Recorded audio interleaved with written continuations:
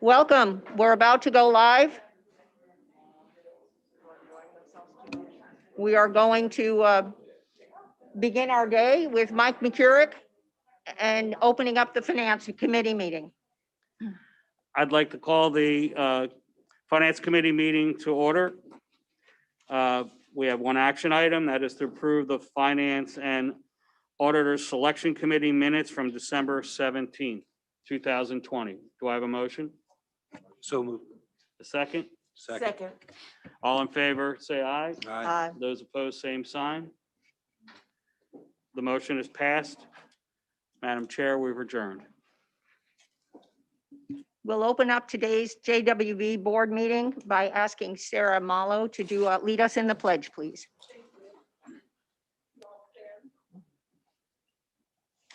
Pledge allegiance to the flag of the United States of America and to the republic for which it stands, one nation, under God, indivisible, with liberty and justice for all.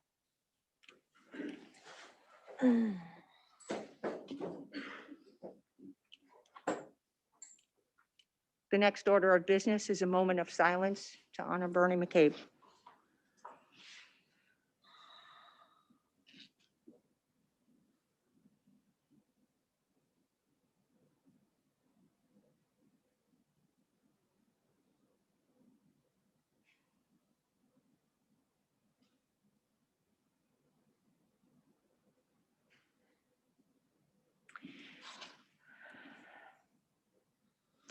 Bernie was an icon.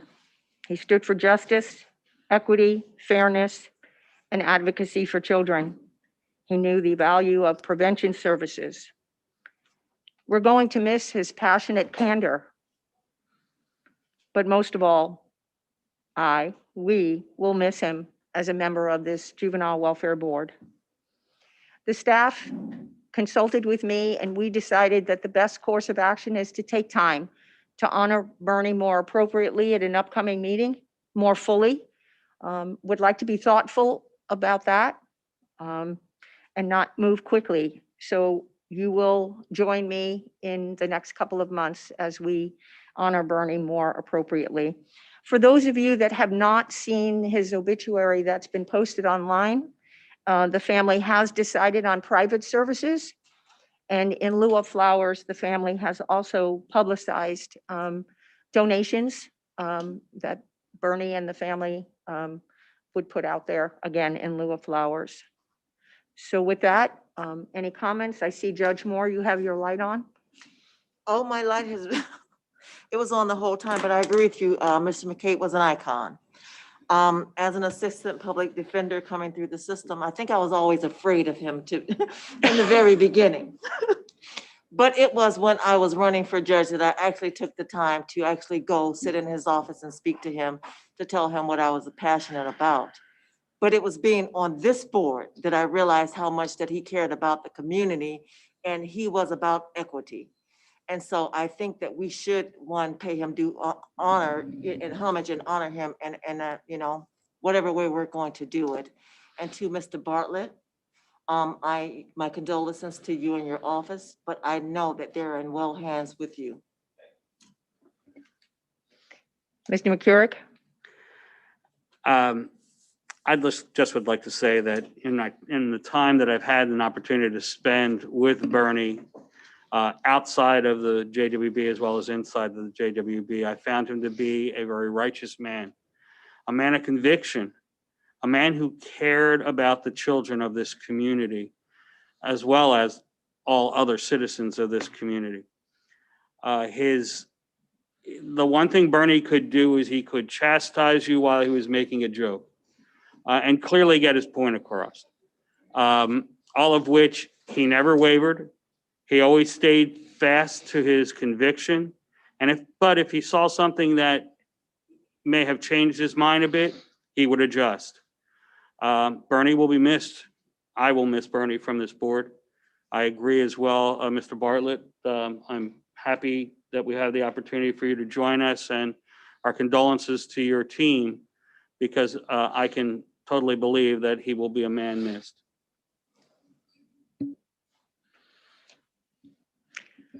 All All right, well, let's move on to the introduction of our two board members, Sarah Malo and Bruce Bartlett.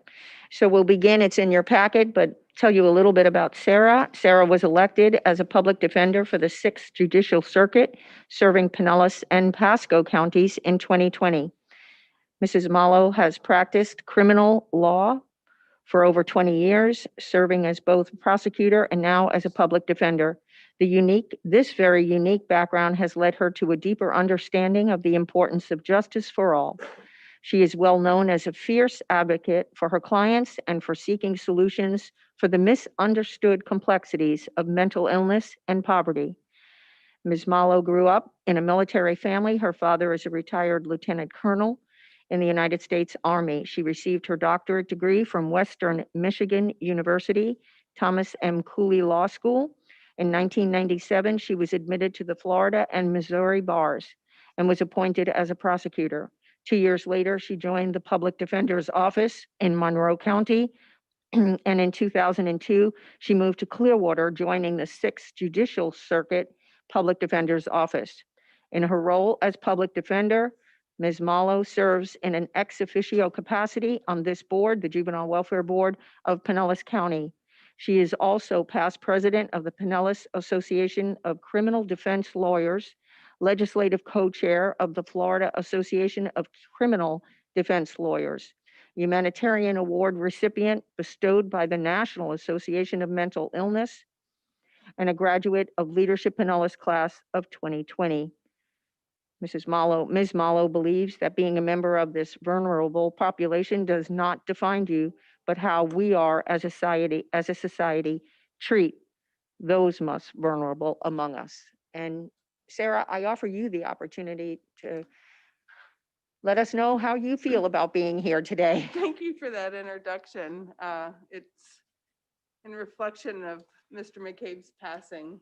It goes quickly, and your time here is limited. So what we do while we're here should be meaningful, and I believe that this board is meaningful. And so I too join in support of Mr. Bartlett as the state attorney. I've worked with him over the years, and the office is in very capable hands, and he'll do a magnificent job as our state attorney, and I look forward to working with him. But would like to appreciate what Mr. McCabe did here. It's an important thing that he did. And I look forward to the opportunity to serve on the JWB. I appreciate all of the welcoming that I have received from this board.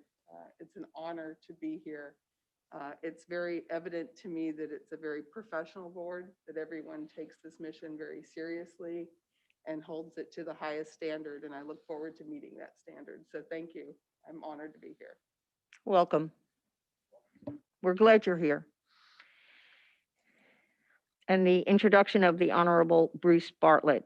Born in St. Petersburg, Bruce received his Bachelor of Science at the University of South Florida and his Juris Doctor from the Stetson University College of Law. He began his career at the 6th Judicial Circuit State Attorney Office in 1979. Mr. Bartlett served as Chief Assistant State Attorney until his appointment as Acting State Attorney by Pinellas Pasco Judge Anthony Rondolino on January 2nd, 2021. As Acting State Attorney, Mr. Bartlett serves as an ex officio member of the Juvenile Welfare Board.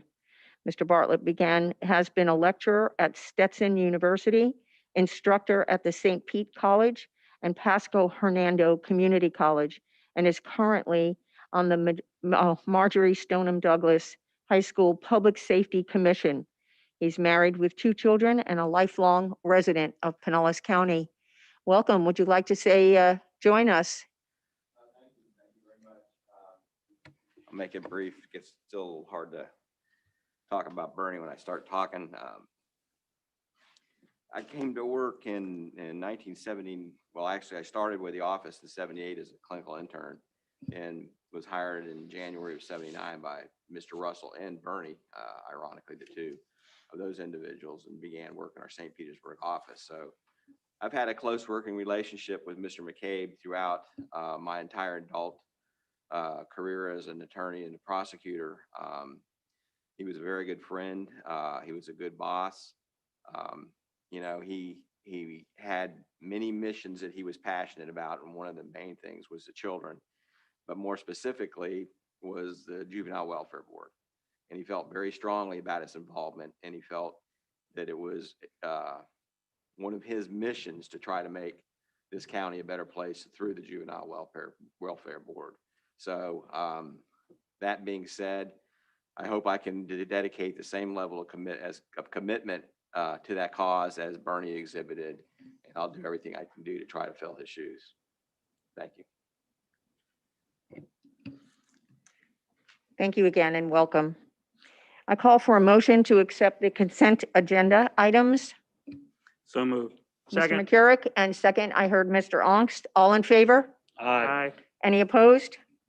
That motion carries. Madam Chair, I'm sorry, and this, I'm sorry if this is out of order. I had discussed with Beth the possibility of us weighing in publicly in support of the movement to honor Mr. McCabe with his name on the Justice Center. And I didn't know if we wanted to do a formal motion on that, or if we could just give a consensus to Beth that we would like her to convey that to the county. I'm not sure if she's already done that or if there's a formal process for us to do that, but I think it would be important for us, given Mr. McCabe's longstanding and indelible service to this board and the way that he and Mr. Dillinger really incredibly changed it and just brought it into the 21st century, I think. I think it would be important for us to do that. Okay, let me defer to Beth for a moment to respond, and then we'll. It's not something I would do without this board's approval. So no, I have not weighed in any way. And I think that how we honor Bernie, in what venue and in what way is something that we ought to be very thoughtful about. Believe me, I'm a big fan of Bernie's. I'm not sure that our weighing in on a building that is a justice building is the most appropriate, but I cheerfully defer to the wishes of this board. Commissioner Seal, I see your hand up. Perhaps I can shed a little light on this. Bernie was an icon for sure in our community, and I know that the county commission recognizes that. We do have a naming rights policy, and it involves also sometimes establishing a committee. Typically, the naming policy requires someone that has passed for 5 years. We did make an exception for Commissioner Maroney. But I am due to get an update from the county administrator today. I'd be happy to let Beth know where we're going so that you all are involved in that decision. But I also, personally believe that, as you stated, Mr. Onks, that Mr. Dillinger also contributed mightily to this county with all the social service programs he started. And so I'm not sure where we're going to go, but I at least wanted to share that with you. Thank you. So I don't know if we should, do you think it'd be better to wait, or should we do I would anything suggest informal or waiting. If formal? you don't Just mind, wait. I'll be happy to share that this board is interested in doing something Right. To honor Mr. McCabe. And I would totally agree with including Mr. Dillinger in that as well. Right. You can't separate them in my mind in terms of their legacy. They were a team on both sides of the aisle, per se. And I think having them work in tandem with each other actually exponentially improve the quality of life in our community. I don't see any other lights or hands. I guess I'm inclined to take a more thoughtful approach as well. And I would ask Beth to put this item on the agenda, or at least update us in the mid-month update that Beth provides for us. And if I could ask Commissioner Seal to provide the information on where we are in the county. I look at Dr. Grego because I know even naming schools is a committee process with policy and with I understand, I was there for a while. But I do think the best course of action for today is to hold, get more information, have Beth update us, and if necessary, put this item on an agenda and take care of this within a month if we can. Agreed? Consensus? Okay. Moving on to action item, if you're following along online, we are on the agenda item 4A. Approve the implementation of action taken at the December 10th, 2020 board meeting for the Society of St. Vincent de Paul.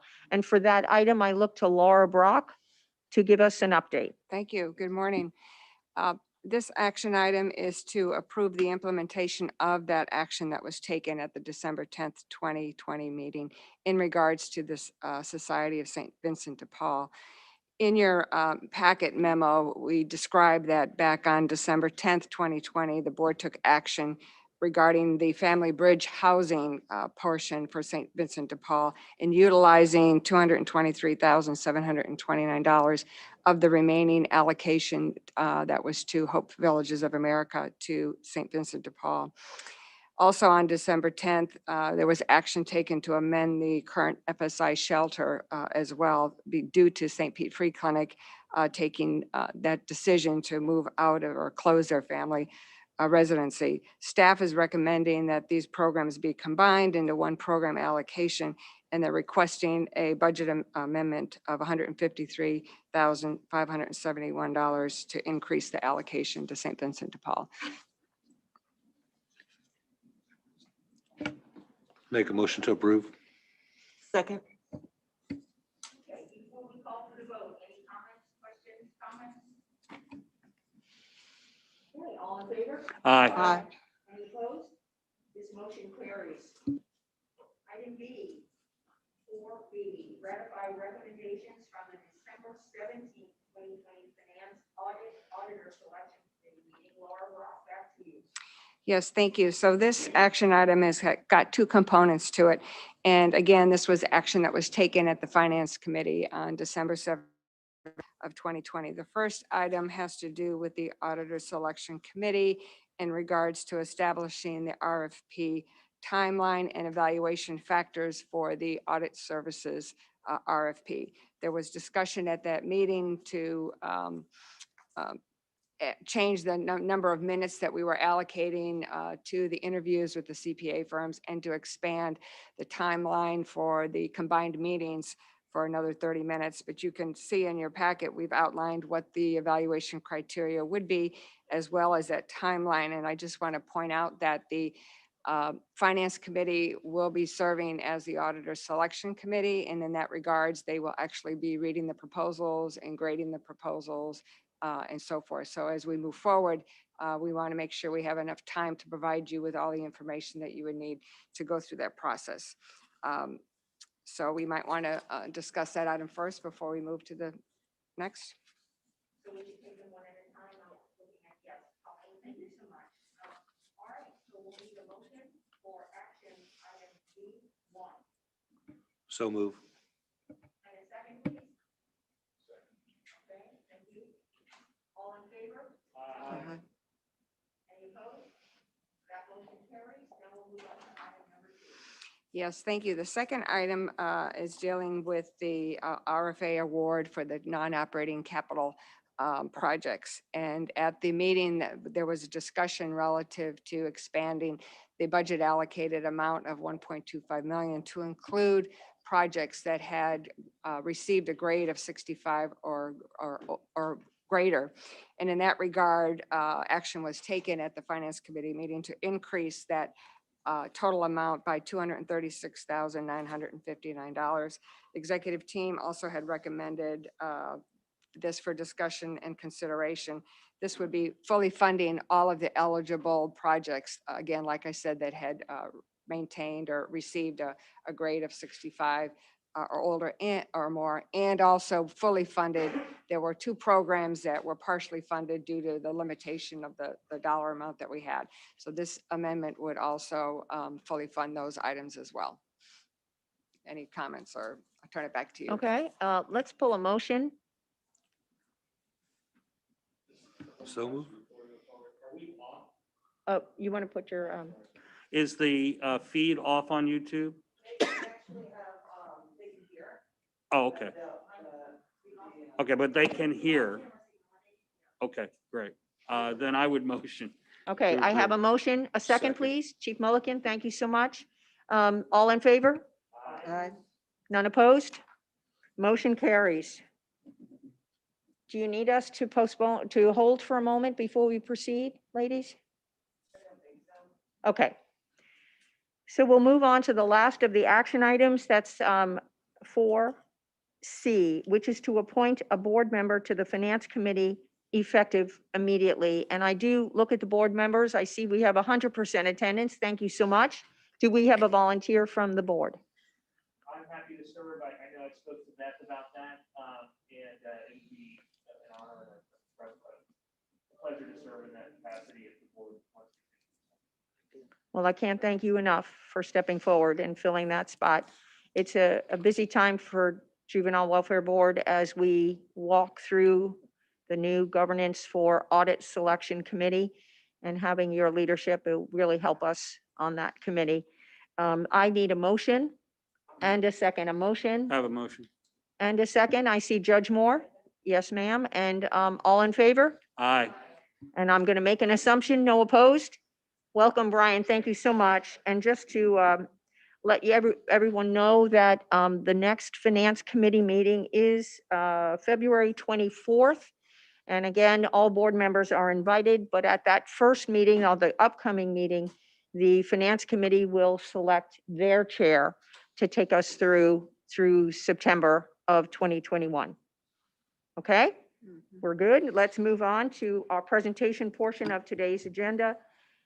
Again, if you're following along online, we are on item 5, presentations, and we're going to look to Judith Warren, and at some point, Lindsay will join that discussion, Lindsay Carson, for the impact of COVID-19 on childcare. All right. Good morning to everyone.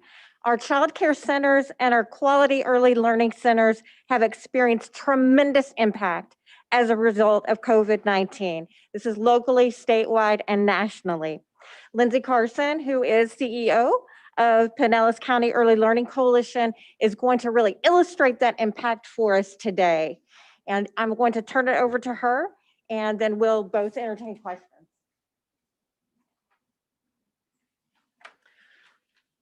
Well, good morning, everybody. It's great to see you all again. I know it's been quite some time. So many industries we know have been impacted by COVID. There's no secret to that. Today, I'll give you guys just a little overview on how that's impacting specifically our childcare industry. And let me caveat that in saying that in every other time I've stood at this podium to talk to you guys about our programming, it has been in the vein of early learning, the foundations of the education that children are providing, and kindergarten readiness. However, we know it's undeniable that there's a child care element to the work that we do, and that has been felt considerably during this COVID pandemic. So today's conversation is really more about the actual capacity, the workforce, the vulnerability of our providers as it relates to the fundamental care they're providing so that parents can go to work. So when the COVID virus hit, we all know that schools closed after spring break extended, and we all know that lasted a while. I had 2 kids at home too, so we all understand. We saw initially a big drop of providers in that they closed temporarily while they got their own bearings. But as you can see from this chart, we have since restored capacity. They pretty much bounced back between April and May, and by June, were in large part up and running again. Families were depending on them, essential workers were depending on them, and the fact is our little ones can't care for themselves, and we know that. So they have restored and really come back. We had 9 permanent closures of centers as a result of COVID. We've had some other closures, but they were unrelated to COVID, so we won't get into that. But in general, we have certainly restored capacity. Can I get the next slide? What we've been doing is really looking at what kind of vulnerability are our providers facing. There are a lot of national reports through NACI and other organizations that are talking about the vulnerability of this industry. Now, keep in mind, their profit margins were minimal to start with. The workforce has been challenged to start with. So they were already a fragile industry.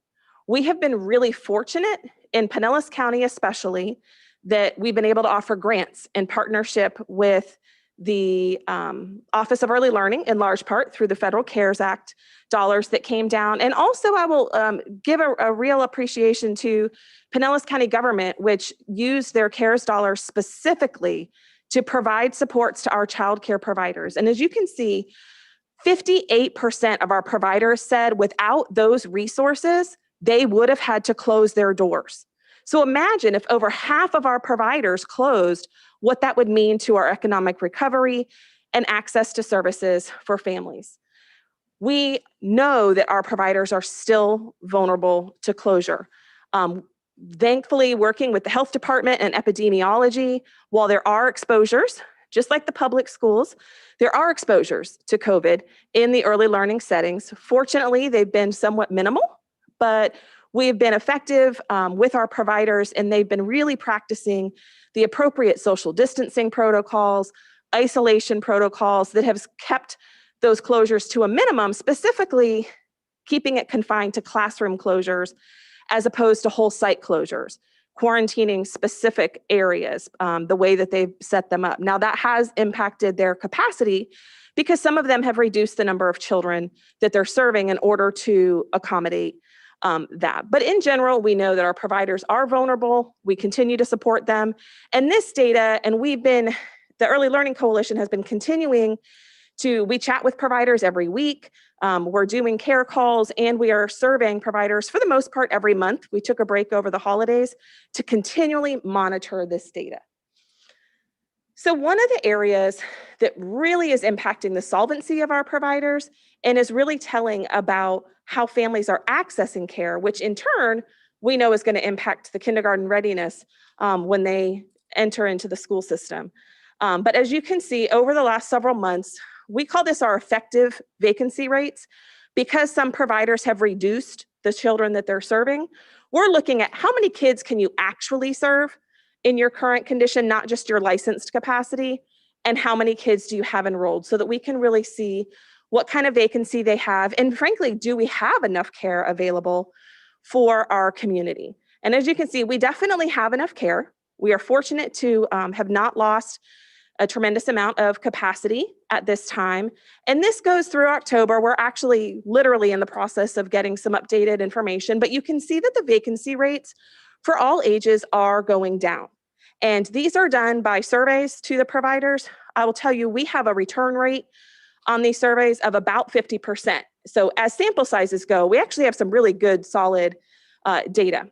And that's what we've been tracking. So the vacancy rates are reducing, which is good because that is revenue. Remember, these are private small businesses that we're talking about in large part.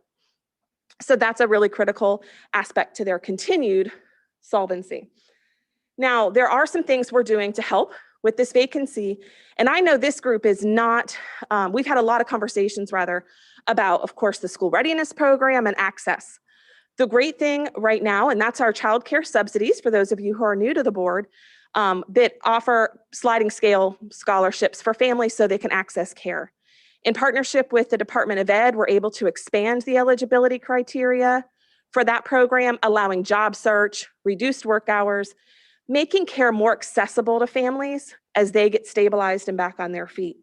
We know that so many of the families we serve have been impacted. They're in hospitality, they're in different industries that have been really impacted by this. So their schedules have been affected as well. We are also really excited to say that we have recently cleared our waiting list. Of course, we get new children signing up on a regular basis, but for the first time in many years, not only have we invited all children birth to 5 who are eligible, we have actually invited all school-age children who are on our waiting list and will continue to do so. We are in the process of enrolling over 1,000 children right now. It's an undertaking, especially in a virtual environment primarily. Although we do have lobbies available for families that need it. But moving forward, once we get those underway, we'll actually be able to continually enroll as families apply and keep them coming in. And that's from additional funds that came through last legislative session. So we're in a really good position, but we are seeing that demand is down as families are unemployed. They don't necessarily bring their children into care. We are especially seeing a drop in VPK, and we've worked closely with Dr. Grego and our friends at the district and throughout the community to increase the number of children in the VPK program. Right now, and I actually looked yesterday, we've dropped below 20%. We're closer to 20% behind where we were last year. And I will tell you very candidly, that is not the direction we were going. That is not sufficient. We're at a state, I think we're at about 24 or 25% below where they were last year. But we had very aggressive goals of getting 20% above where we were last year. And not surprising, online VPK is very limited. The district has gotten really creative in putting together some programming, but let's face it, it's not that ideal in the education of young children.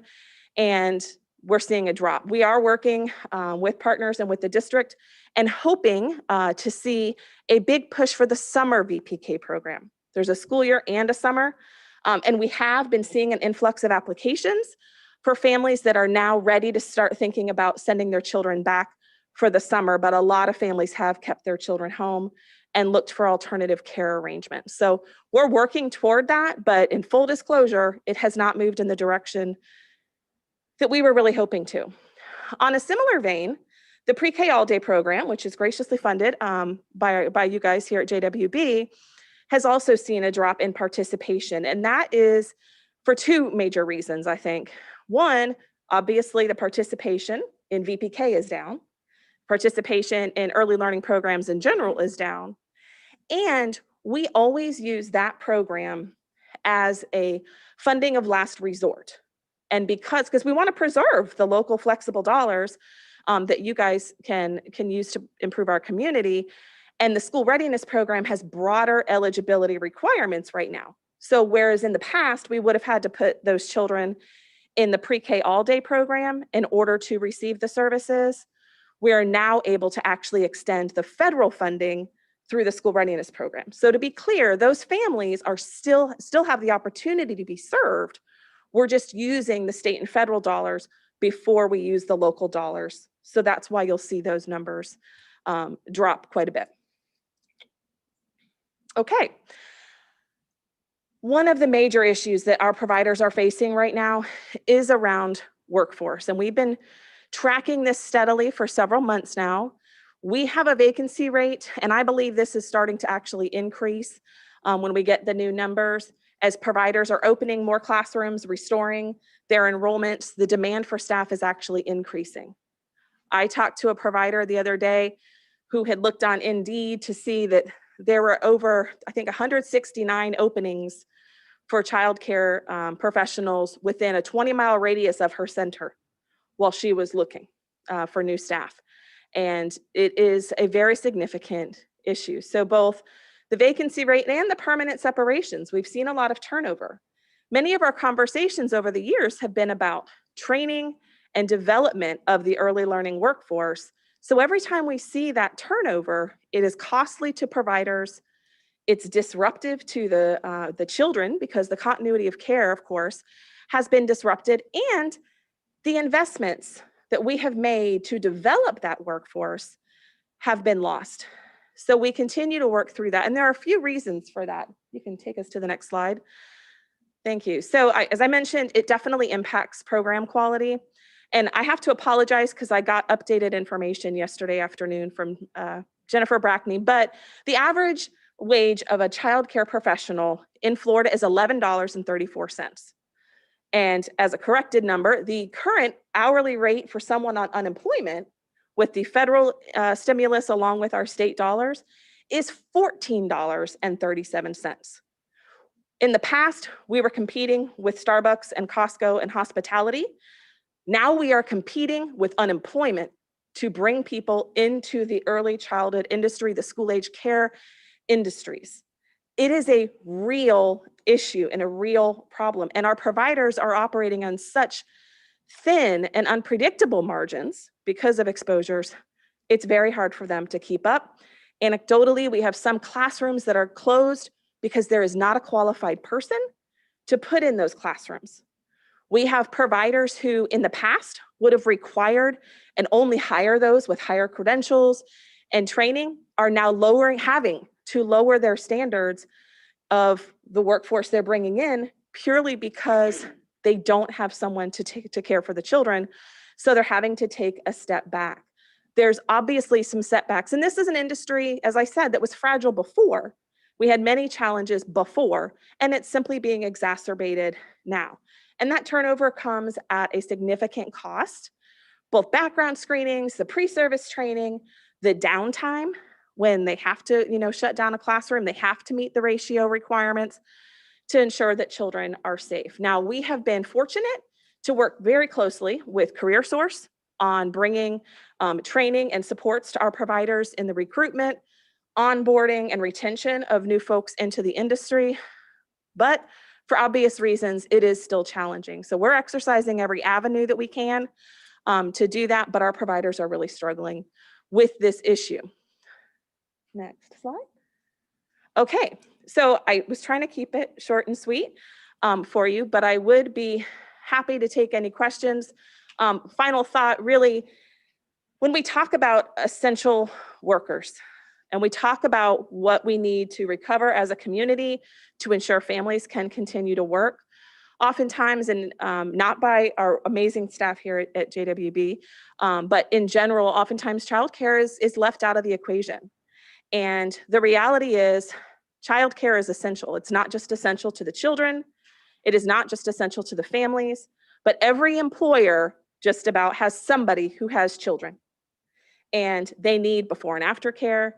Our young kids especially need that care during the day. And so our economic recovery and the ability for essential workers to continue to check us out at the grocery store or to check our Instacart person out at the grocery store, let's face it, those who are serving the healthcare industry all depend on childcare. Childcare is essential to every other essential industry. Hence our dedication in continuing to monitor this. Now I'll take questions, sorry. Dr. Grego. Lindsay, first of all, thank you for your presentation. The 1,377 fewer students, 22% reduction. I know it's the opposite way. I share in your pain. In the CARES funds from the federal government, the first round, there were dollars allocated specifically for early childhood. Have those dollars reached us, and have they been able to be put into use for full-time programs for parents and students who truly need a full-day VPK program? And will those dollars be able to be extended throughout the summer to offer full-day programs for rising kindergartners? That's a very good question, and thank you, Dr. Grego. So the CARES dollars have come down, the original CARES dollars, I should say. We know there's another round coming of about $10 billion, but the original allotment for Florida for early learning has made it down, not just to us, but to the providers. Between the grants that we have offered through the Office of Early Learning's CARES grants and the county, we have given out nearly $15 million in grants to childcare providers to stabilize the industry. In addition, we have extended eligibility requirements for the school readiness program, making it more accessible, as I shared. In terms of full-time VPK, and actually, I'm sorry, let me back up. We don't have any local discretion at how those dollars are used. The Office of Early Learning has worked closely with the Department of Education to determine what would work best in each community. It's a blanket across the state, but we don't have any local discretion to say, in our community, here's what we're facing. This is what we recommend to do. We don't have any flexibility with it. It is prescribed completely on how we use it. Now, fortunately, we've had a lot of effectiveness in using those dollars and making it work and leveraging our local partnerships, but we don't have any discretion locally. However, we have tremendous capacity right now to serve children in the school readiness program, which can be coupled with the VPK program to make for a full day, a full year of care in the VPK program. Now, the summer VPK runs typically, it runs for a full day. So usually the VPK unless children need evening care or weekend care for different circumstances, it does run for the full day. The CARES Act dollars that have been applied to VPK specifically have been focused on child assessment. And I should say, the child assessment, looking at a pilot to put progress monitoring in the VPK classroom, to do pre and post assessments using the STAR Early Literacy Assessment, which is the same assessment used upon entry to kindergarten. And that will work with our district along with a subset of providers who have volunteered. Additionally, the VPK allotment or that round of CARES dollars also provided the Rising K program, which is being used to help with literacy recovery. So many of our children last year missed essentially half of their VPK program. So they're coming into kindergarten with some deficits, with, they're behind because they didn't get the full benefit of their instruction. So some of those dollars were passed through to the district to provide those, for lack of a better term, remedial services or support services to get those children back on track. There has not been a direct, we're going to make VPK full day, or we're going to extend it through the summer. I have, to be candid, I have openly advocated that we allow programs, I don't want to get too far in the weeds, but the school year program has an end date. It has to be done by June 30th, and it's 540 hours. The summer program is 300 hours. I have been advocating that they allow that 540-hour program to carry through the summer, giving children the benefit of a longer term program, knowing that it started later in the year. That would require executive waiver from the commissioner in order to do so. So I'm not sure if it'll happen or not, but it doesn't stop me from asking and continuing to advocate for ways that our children can get the maximum benefit of the programs that we have to offer with that. I hope that answers your question, Dr. If there's Grego. every year, we need the flexibility. This summer, it's this year, so let's push for that. How are we and how could we, whether this board or the district, help with securing those 13, 14, 1,800? Because even if we get back to where we were last year, as you said, we still wanted to go the other way, 20%. So what strategies are being used to try to find, I hate to use the word find because they're there, but to attract students to get engaged, especially in our highest poverty areas of our district. Those are the ones I'm most concerned about. And I think sometimes we try to do everything for everyone. But honestly, we need to have a full court press in the highest poverty zip codes of our community so that we're getting not the 20%, but we're going the other way. If we could do that, we're going to succeed combating this COVID slide on that. And what could we do collectively? And let me add one more thing, and I'll be quiet, is that perhaps the salary of those individuals with higher credentials need to be supplemented in those high poverty areas. So it doesn't have to be that everyone's making $18, $20 an hour, but you know what, in our most struggling communities, we ought to invest in those communities so that our students are getting the very best instructions by the most qualified individuals in that community without thinking that we have to do that from the north part of Tarpon Springs all the way to St. Pete Beach. And so it's just a comment, but there might be creative ways, whether it's on this board or other funding agencies, because there's a lot of funds out there right now, or it might be the future cares, but we need to think about increasing the salaries of individuals with the accountability of their credentials. I'm not just in favor of this. I'm in favor of increasing, because $11 an hour to do this work is ridiculous. But let's move it and be very strategic in that movement. So I know that was kind of a quasi question, but I apologize. Well, I heard two quasi questions there, so please allow me to respond. So first, as it relates to teachers and compensation, we have launched Elevate Early Educators, which is a program through the Early Learning Coalition that is a wage subsidy program. Now, in fairness, it is a minimal wage subsidy program, but it is directly aligned with their educational attainment. So the stipends that are provided biannually are based upon they're required to maintain tenure at their provider so that they're not bouncing around with the turnover. And those stipends range from $150 a year up to $3,000 a year for a bachelor degree certified teacher. Now, that is still considerably lower. It does not truly bring parity to the public schools. However, it certainly helps. And that's the direction we're going. That program in particular gives priority. Up until recently, it was exclusively. Now we're using it as a priority for specific zip codes that lack infrastructure for high quality care, that have high instances of low performing VPK providers, so that we are targeting those resources to the communities who need those services the most. So that intentional equitable distribution of funds is absolutely there. We would like to see those bonuses expand both in dollar amount and capacity and availability to make them more broadly available in our community.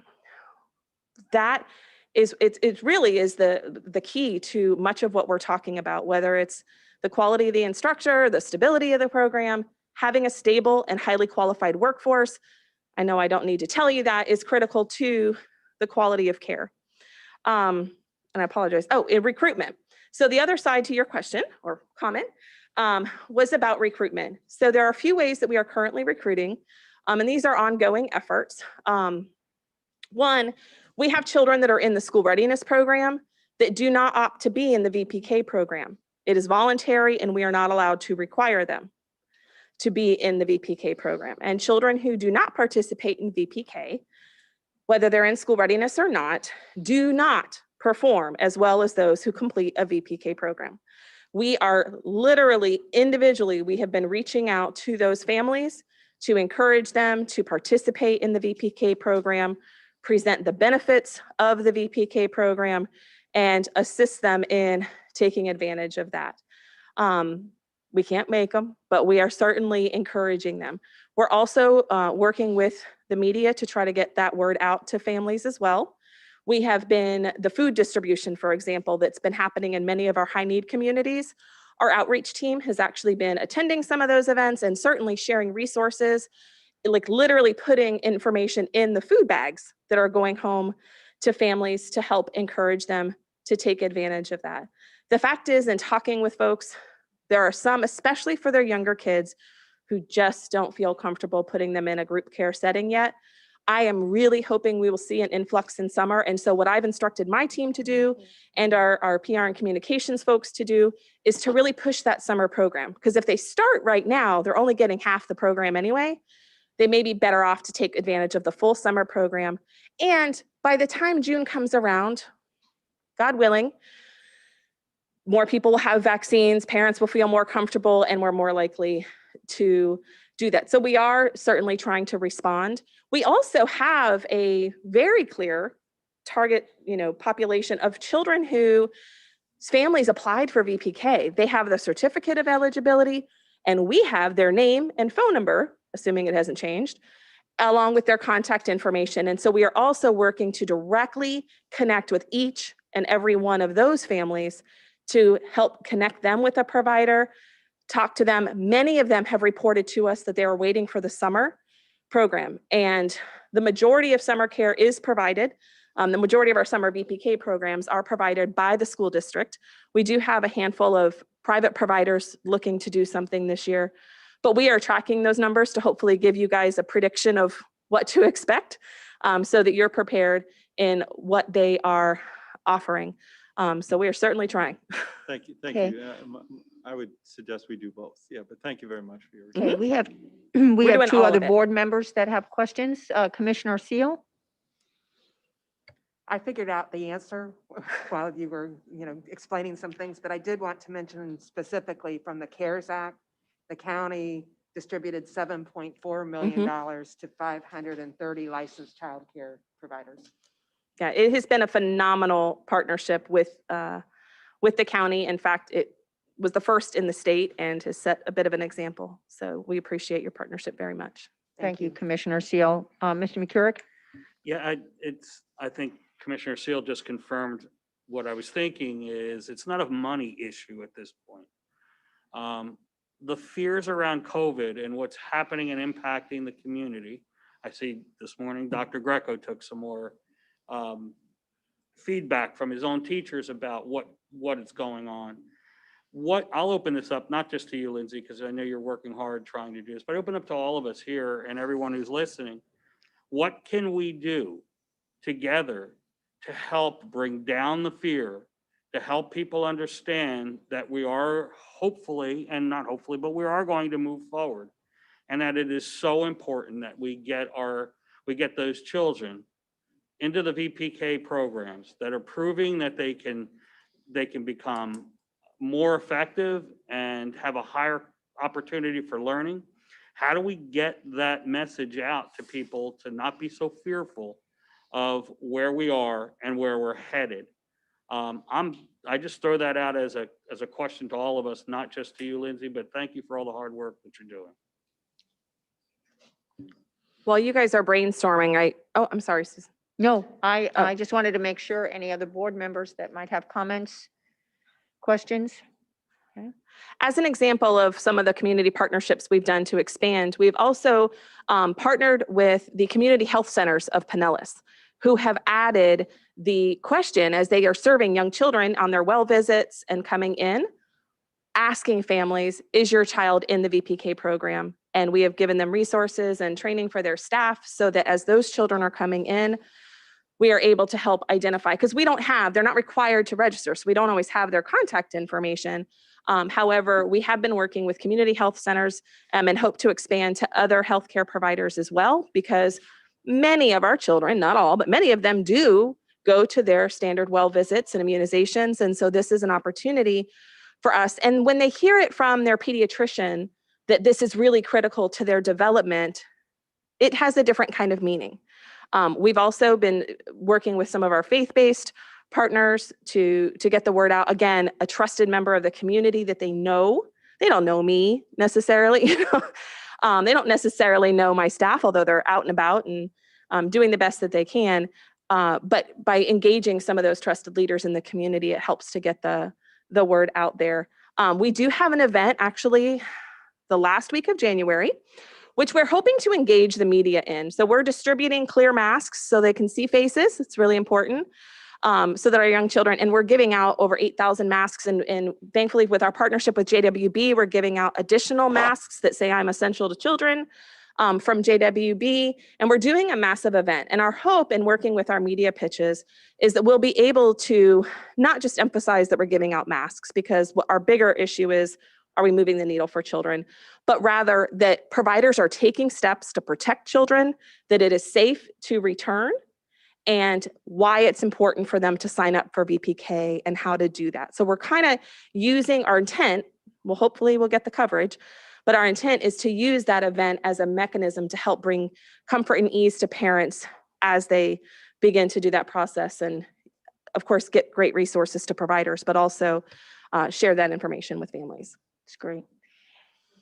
I'm looking at lights. I am very grateful that we have Lindsay Carson to lead our Early Learning Coalition here in Pinellas.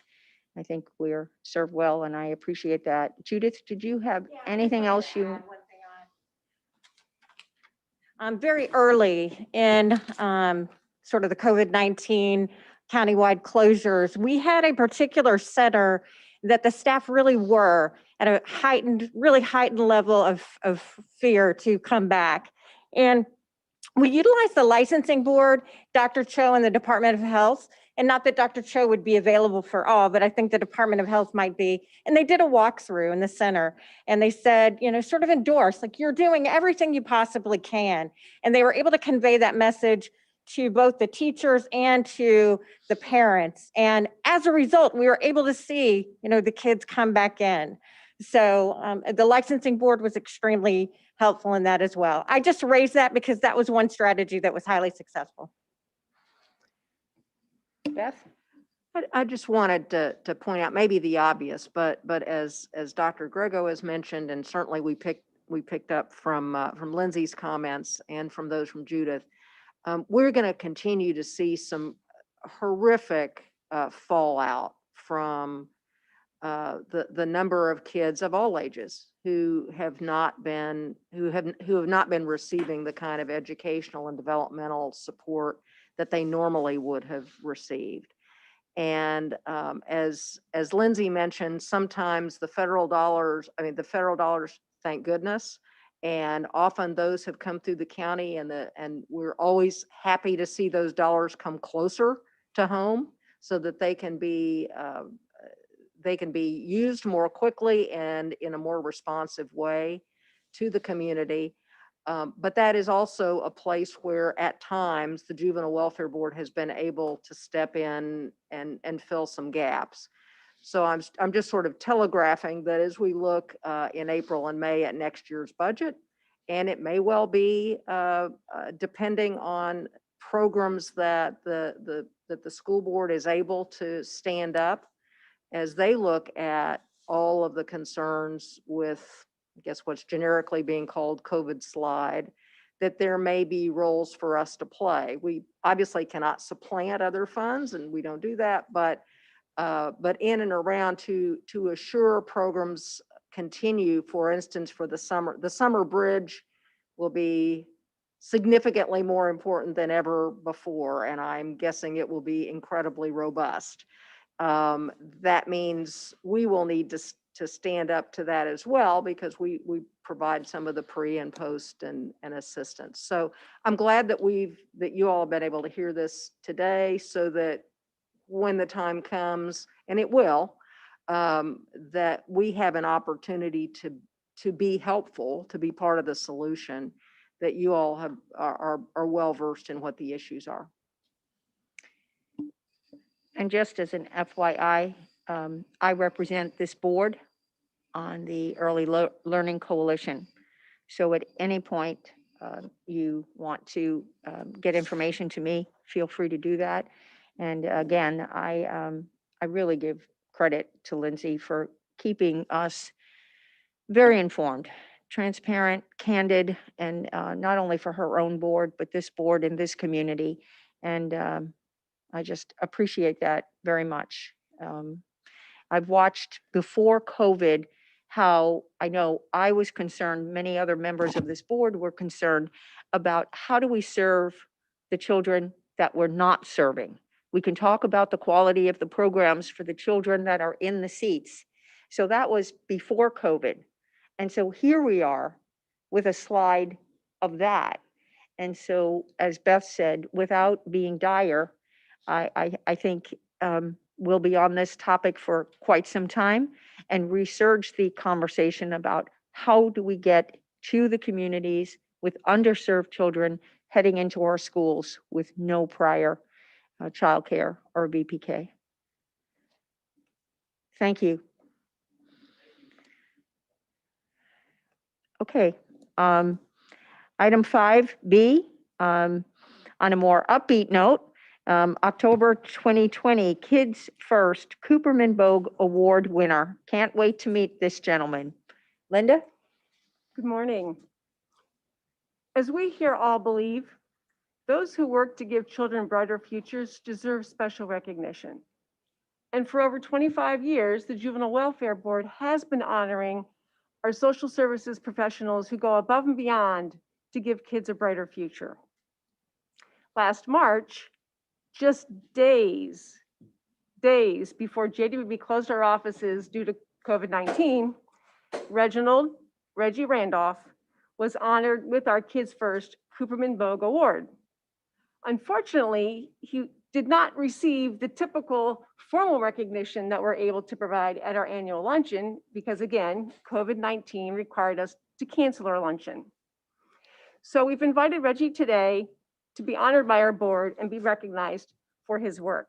He's a healthy families counselor with the Florida Department of Health in Pinellas County, and he specializes in serving fathers. In fact, he's known as the father of father services. Reggie also co-chairs JWB's Pinellas Fatherhood Collaborative. So we're gonna dim the lights and share a short video of Reggie's award last March. Please bear in mind that this award was a surprise in front of his peers before any of us knew what social distancing was.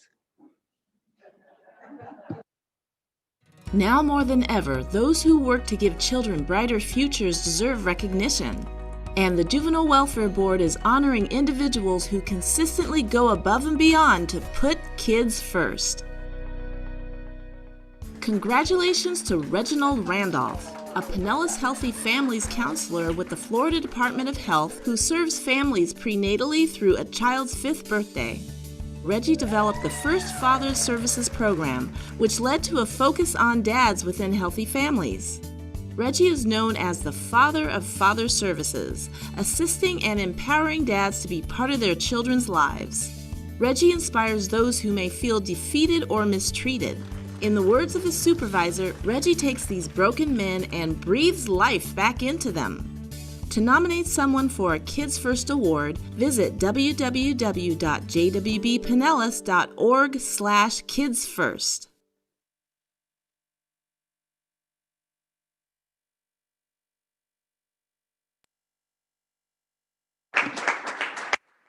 Congratulations, sir. Reggie, how about taking the podium and letting us hear from you? The father of fathers. I bet if we asked him why fathers are important, we'd get him going. Thank you, and good morning and happy Thursday. First of all, I'd like to thank JWB for their just a tremendous award and being acknowledged. It means a lot to me, not only for myself, but also for my peers and other agencies that are focusing and including fathers in our communities. With that, I'd like to thank Healthy Families, our home visiting staff, our supervisors, and our administration. And I'd also like to thank Ray Hensley, Dr. Claude Demarage, and for sitting down with me 26 years ago. And I would say I had more hair back then. And just talking about the importance of fathers and understanding that fathers need their children and children need their fathers. I also want to thank the Pinellas County Fatherhood Collaborative for our past and current work that we're doing to just to make more and identify more resources for fathers in our communities. And several of the topics that we've heard about today, fathers have strong involvement in those topics, whether it be childcare, school involvement, health issues, both physical and mental health. And I think JWB and our collaborators have been great in identifying how we can help and strengthen our families. I thank you, and I thank you on behalf of just our families in our community for having a pulse and being able to provide productive services to strengthen our families again. Again, I thank you.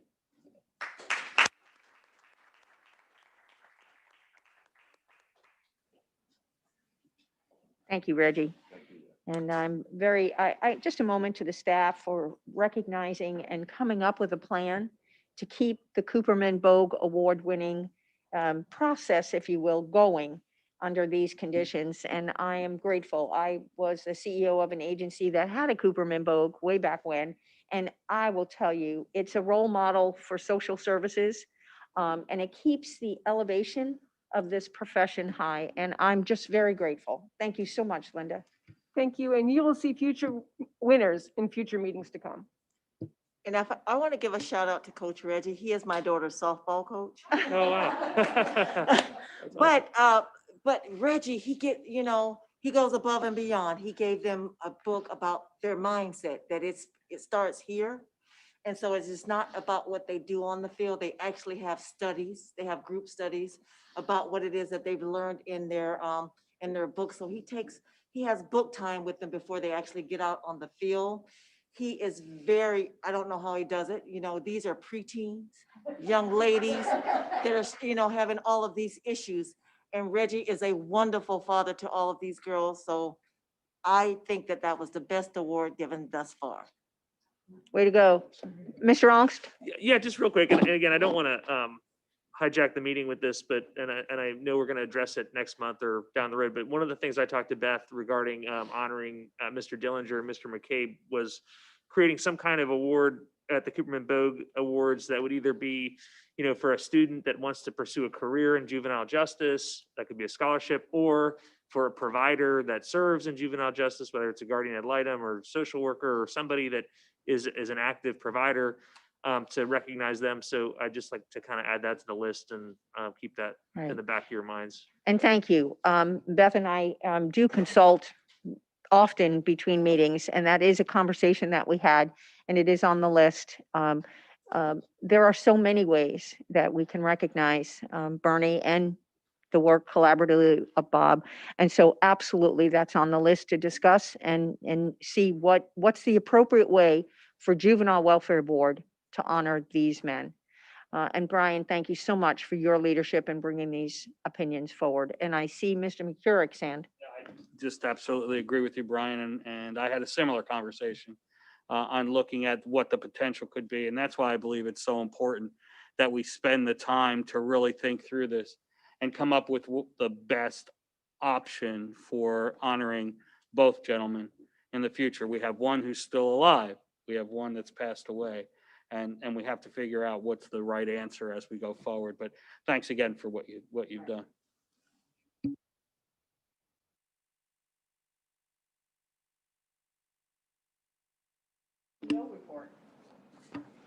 Well, last month, we had such a robust agenda, I just said pass. But, so now you have to put up with me a little longer because I'm going to catch up a little bit. But first, I wanted, I know this board asked for very appropriately an update on what was going on in the eviction prevention services that were approved at the December meeting. And there are more I don't knows than there are answers. But I suffice it to say that because you approved that in December, we have been able to fill some gaps as everything else finds its way. As you are probably aware, the direct COVID CARES assistance closed its doors for new recipients in the middle of November in order to expend its funds before the end of December. And then COVID CARES funds that went to nonprofits that that went through the county, and the county contracted with the Pinellas Community Foundation in order to administer those funds. Karen will keep me honest, I know, on how I'm saying this. A piece of that went for eviction prevention and there were contracts from September 15th with the anticipation they would go through December 30th for the community law program, for Bay Area Legal, Gulf Coast Legal, and also the Pinellas Opportunity Council to serve as the payor to assist with eviction prevention. December 30th has passed, but it's my understanding, although as last I knew, contracts weren't yet in place to assure this could happen, that the lapsed dollars from that program were going to be available to continue some of that service. But in the meantime, because there are always gaps between decisions made and contracts finalized and other things, we have helped, the last number I heard, and I'm sure it changes by the moment and by the day, but we're 8 or 9 families who kind of were in that gap between county decisions and contracts being done, and frankly, figuring out what the lapse was, which takes, all of those things take, legitimately take time. So as we reported and as we committed to you at our November or at our December meeting, the JWB would obviously step back to the degree there were federal dollars or however they were administered through the state or through the county or through the cities. And that's what we will do relative to these COVID CARES dollars. Now, we also have the ECRA that was passed in late December, which included some funds to each of the states. And some piece of that was for rental assistance. And it's our best understanding that the way in which the state is going to administer that, state of Florida is going to administer that, will be to distribute it to primarily to the counties, and with a few exceptions, and the city of St. Petersburg is one of those, to a city. So at some point, both Pinellas County and the city of St. Pete will have funds. Obviously, those funds aren't in-house yet. And we're not sure yet, and I'm guessing are determining exactly how they will handle the administration of those funds.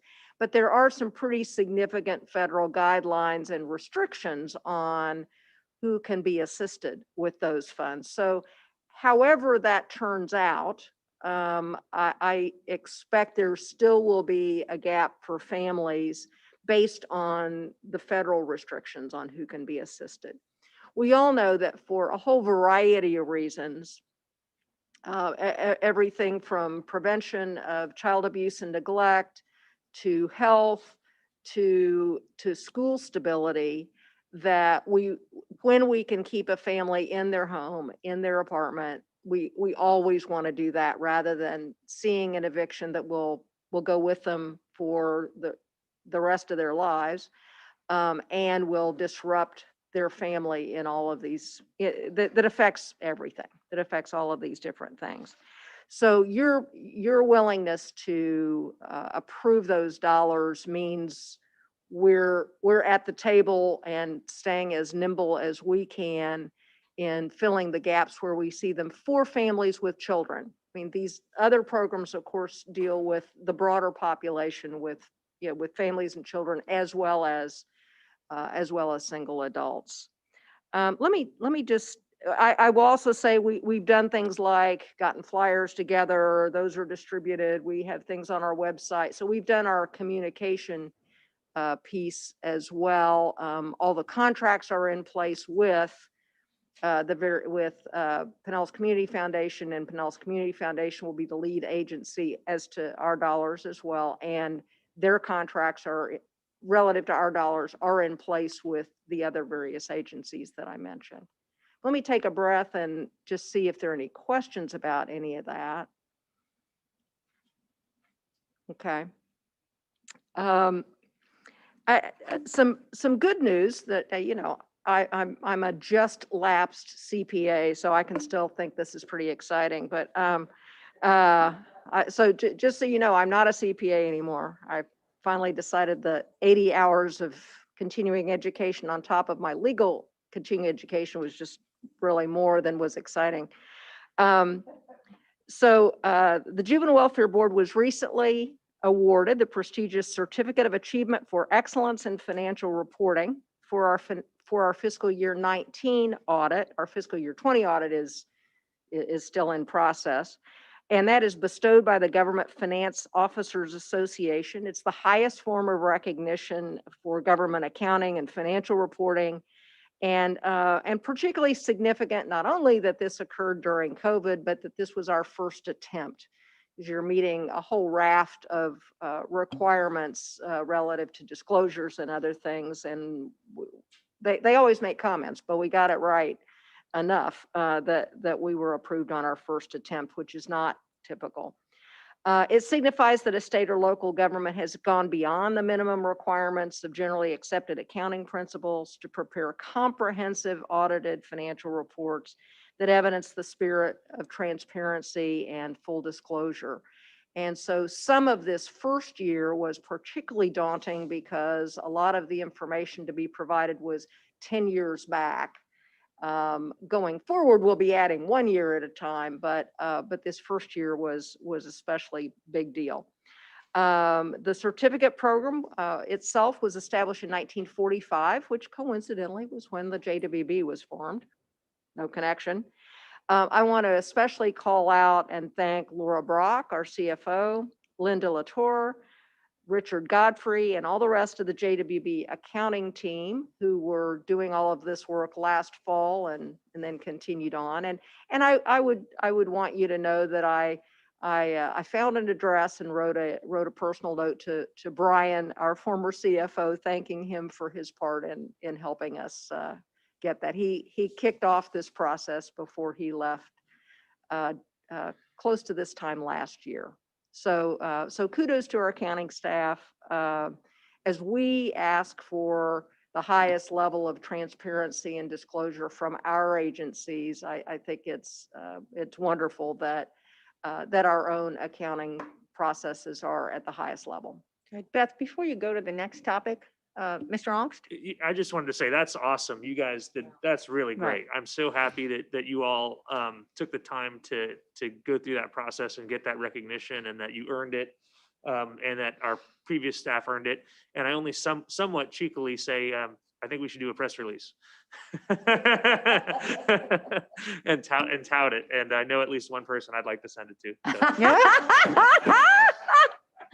Well, we can make that happen for you, Brian. I think, in fact, there is a draft that comes out of the organization itself and describes it. So, so we've got a draft. We can do that. How exciting it is in the broader news, I don't know, but we can obviously release it. And I think it was that period of time that, Brian, you served as our chair. All right. That's true. Back to Beth. The JWB Children's Summit, that is always a really special event, will be a virtual event, as you might imagine. It is planned for Friday, January 29th from 8:30 to 10. You should have all received that information, but please make sure your calendars are so marked.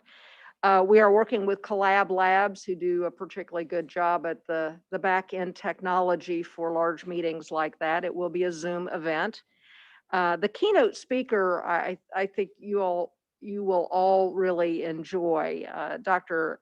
Dipesh Navsaria. I'm sure I'm not pronouncing his name right, but he is a pediatrician and expert in the field of early brain and child development and in early literacy at the national level. Now I'm trying to remember. He is located in Wisconsin, but is, among other things, he has a tremendous interest in early childhood literacy, and there is a program throughout the state of Wisconsin that he's particularly involved with to enhance early childhood literacy.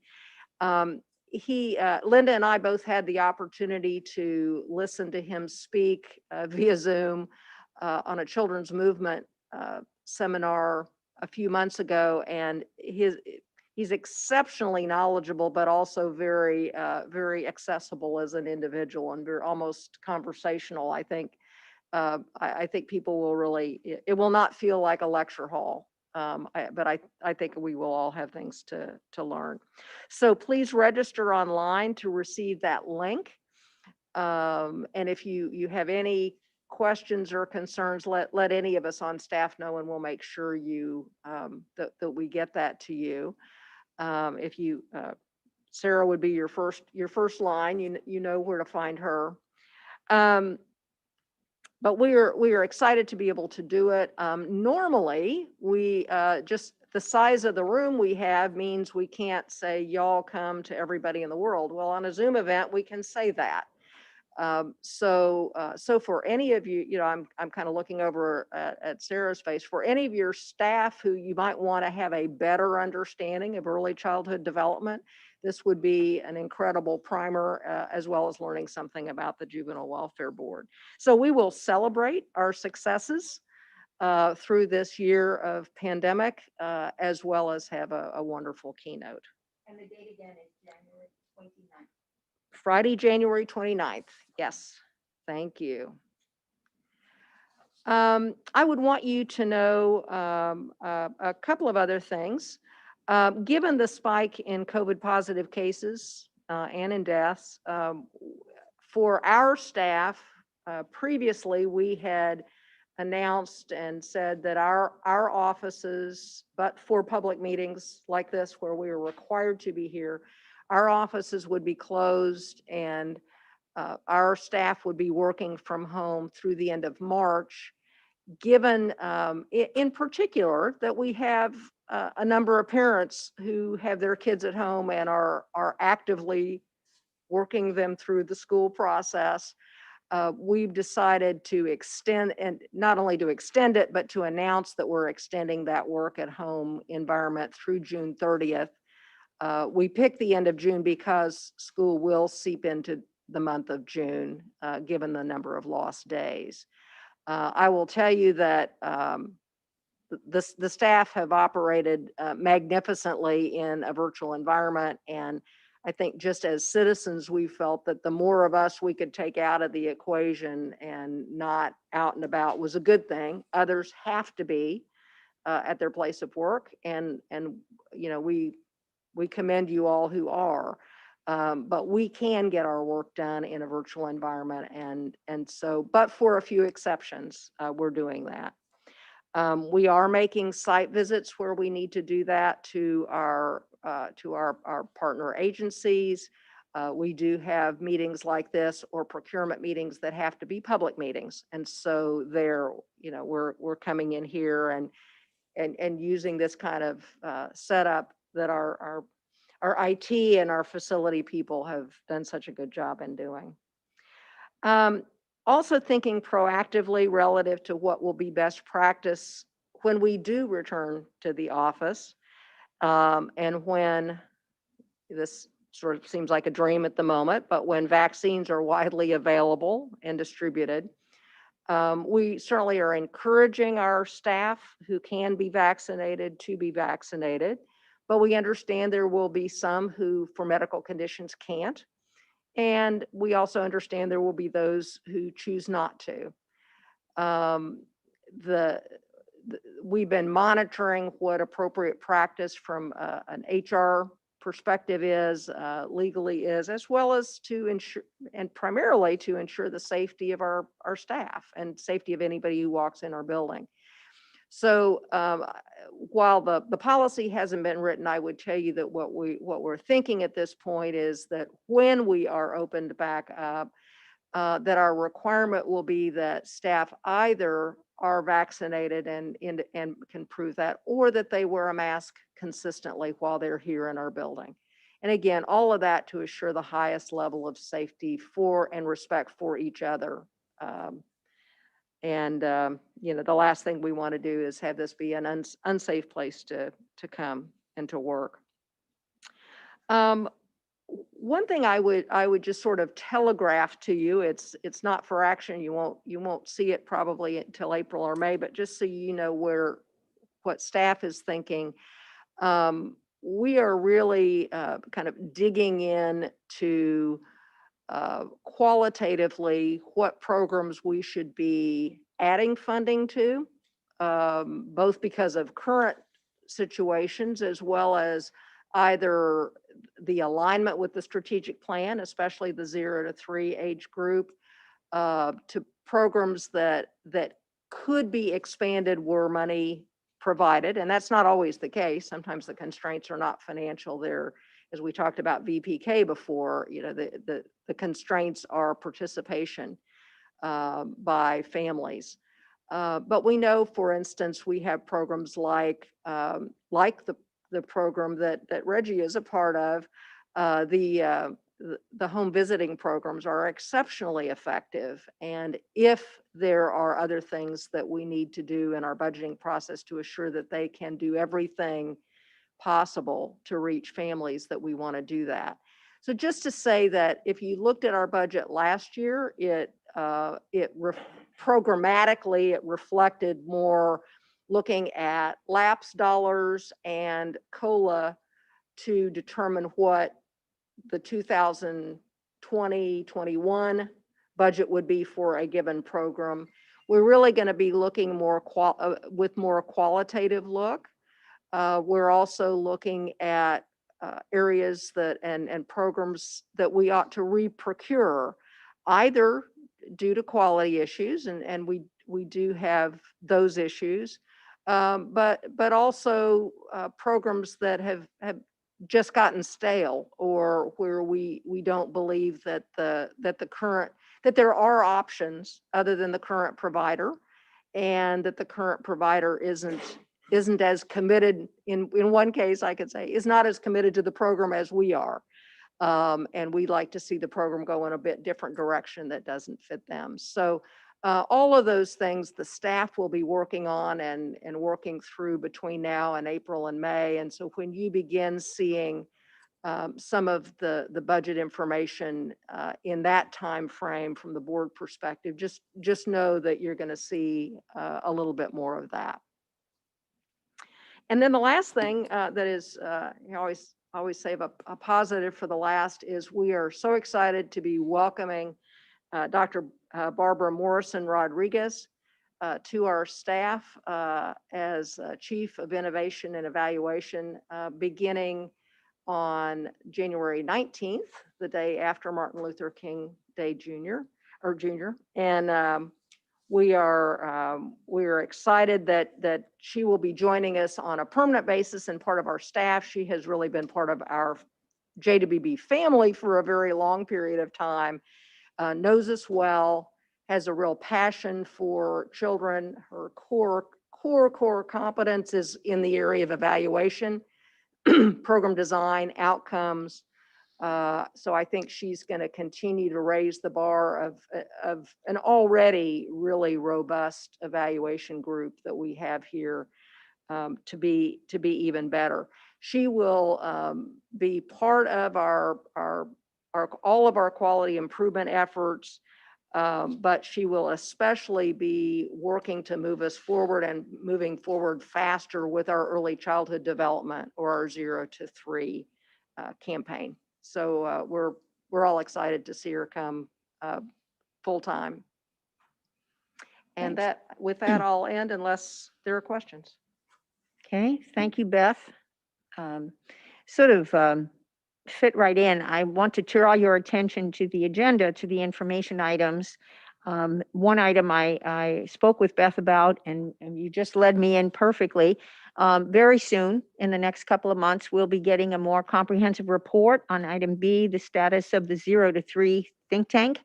And we'll be returning to our strategic plan and some of the work that we began last fall on the dashboard. So I would think, take a breath for a moment. And as we get through our Children's Summit and the work that we're doing to end and celebrate our work last year, I just wanted to draw the attention that we're not resting. We're diverting our attention for a moment, but we'll be back to visit the strategic plan and the work that we began on that. So at this moment, I will refer to staff, I guess, if there's any requests for public comments. No? Colleen, no? Okay. Anything for open agenda today? Seeing none, I refer to Mr. Butler before we close today's meeting to celebrate some anniversaries. Okay, it's always my favorite type of a meeting here. First one today is Pamela Needham, 23 years with our organization. And, yeah. And the next one is Leela Pletnev, 15 years with our organization. Yes. And the next one is 1 year, which is very important. This is Nikita King for Very our good. first year anniversary. Thank you all. Thank you, and congratulations. Seeing no lights, I call for adjournment. We'll see you next month.